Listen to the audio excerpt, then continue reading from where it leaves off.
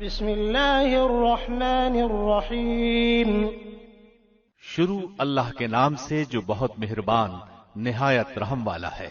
ناظرین، آج میں آپ کو ایک ایسا قصہ بتاتا ہوں جسے آپ سنیں گے تو آپ کو ایک بہت بڑا سبق حاصل ہوگا۔ قصہ یہ ہے کہ آپ نے بیلول درویش کا نام تو سنا ہوگا۔ وہ بہت زیادہ اللہ والا درویش تھا اور اللہ رب العزت اس کا ہر سوال قبول کرتے تھے اور وہ اپنے ہر بات اللہ رب العزت سے منواتا تھا۔ ایک دن دریا کے کنارے مٹی کے گھر بنا رہا تھا اور ساتھ میں یہ کہہ رہا تھا کہ کوئی ہے جو 1 دینار میں جنت کا گھر خریدے۔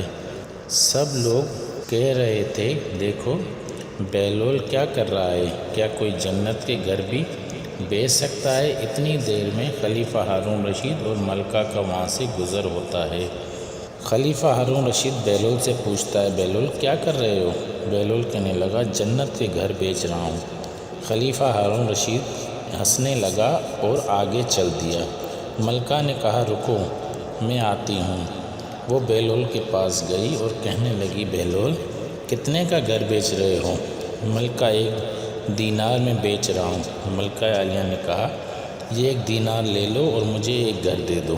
ملکہ عالیہ وہ مٹی کے گھر لے کر خلیفہ ہارون رشید کے ساتھ محل واپس آ گئی۔ خلیفہ ہارون رشید رات کو جب سو رہے تھے تو ایک خواب میں محل دیکھتے ہیں جو ہیرے اور جواہرات سے سجا ہوا ہے۔ جب خلیفہ ہارون رشید اس محل میں داخل ہونے لگتے ہیں تو ان کو دروازے پہ روک دیا جاتا ہے اور کہا جاتا ہے، یہ آپ کا محل نہیں ہے، یہ محل خلیفہ ہارون رشید کی ملکہ کا ہے۔